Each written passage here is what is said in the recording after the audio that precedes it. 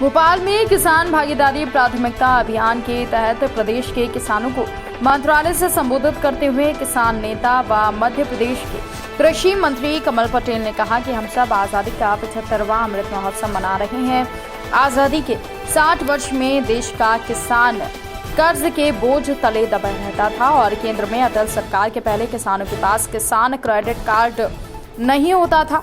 सिर्फ एलडीबी और सहकारी बैंकों से 18% ब्याज की दर पर ऋण लेना पड़ता था। फसल खराब हो जाए तो चक्रवृद्धि ब्याज यानी ब्याज पर ब्याज किसान पर लगता था। किसान की जमीन नीलाम हो जाती थी और किसान मजदूर बन जाता था।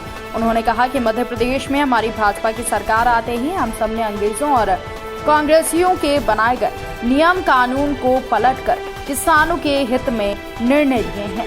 और कृषि मंत्री पटेल ने भोपाल के किसान की जमीन नीलाम होने का किस्सा साझा करते हुए किसान को बताया कि जब मैं राजस्व मंत्री बना तो एक किसान की जमीन नीलाम होने का प्रकरण मैंने मुख्यमंत्री शिवराज सिंह चौहान के समक्ष रखा और साथ ही साथ कांग्रेस और अंग्रेजों के समय का नियम है, इसे हमें खत्म करना चाहिए। हमारी सरकार के रहते किसान की जमीन नीलाम हो गई, क्या ये सही रहेगा?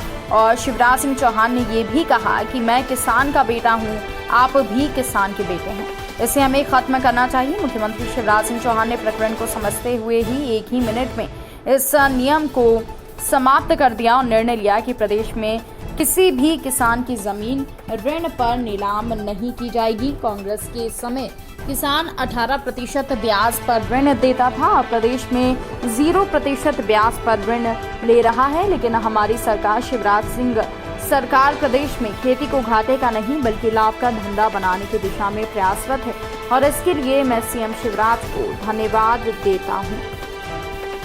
अटल जी के पहले, अटल जी जब प्रधानमंत्री बने उसके पहले केसीसी नहीं हुआ करते थे, किसान क्रेडिट कार्ड नहीं हुआ करते थे, सिर्फ हमको एलडीबी से और कोऑपरेटिव बैंक से ऋण मिलता था, वो भी 18% ब्याज पर। और फसल खराब हो जाती थी तो चक्रवृद्धि ब्याज लगता था, ब्याज पर ब्याज लगता था। और एक दिन वो आता था कि किसान की जमीन नीलाम हो जाती थी। और हमारे कई बुजुर्ग किसान ऐसे जो खेत किसान थे लेकिन वो जमीन नीलाम होने से मजदूर बन गए।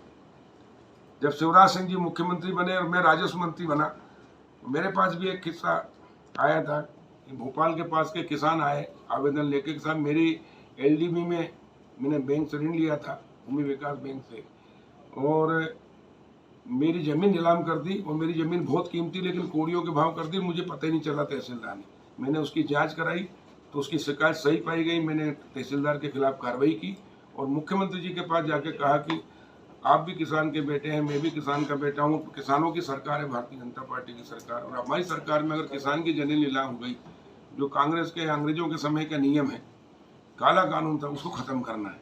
मैं मुख्यमंत्री जी का धन्यवाद करता हूँ, उन्होंने 1 मिनट नहीं किया और तत्काल आदेश जारी करके और वो नियम ही खत्म कर दिया कि किसान की जमीन केसीसी के कारण, बैंक के ऋण के कारण नीलाम नहीं होगी, चाहे कितना भी कर्ज हो उसके ऊपर। और उसके बाद उन्होंने जो 18% ब्याज था उसको 8% किया, 8 से 4 किया, 3 किया और फिर 0%।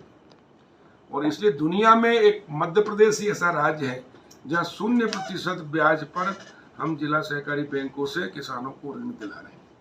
कि मान लो उदाहरण के लिए किसान छोटा या बड़ा, किसी ने 10,000 का ऋण लिया तो 10,000 खरीफ के समय वो ऋण ले जून में, और जब उसकी फसल आ जाए तो मार्च तक, 31 मार्च तक वो 10,000 ही जमा करे, 1 रुपया भी ब्याज नहीं। जो ब्याज देता है वो प्रदेश सरकार देती है। 1 लाख भी आपने कर्ज लिया है तो 1 लाख ही जमा करना, 1 रुपया भी जहाँ ब्याज नहीं देना, वो सरकार ब्याज देती है। ये दुनिया में अकेला मध्य प्रदेश है। और इसलिए मैं कहता हूँ कि सगे भाई से ज्यादा आप सब किसान भाइयों में भी किसान भाई जब इकट्ठे रहते, जब एक दूसरे का सहयोग करते, लेकिन अलग होने के बाद में दूसरा भाई का कमजोरी या शादी हो गई उसकी बेटी की और उसको पैसे की जरूरत है तो वो भाई से भी ऋण लेता है, सगे भाई से अलग होने के बाद। तो वो कहता है यार महाजनी ब्याज या बैंक का ब्याज तो लूंगा, कोई देता क्या बगैर ब्याज के?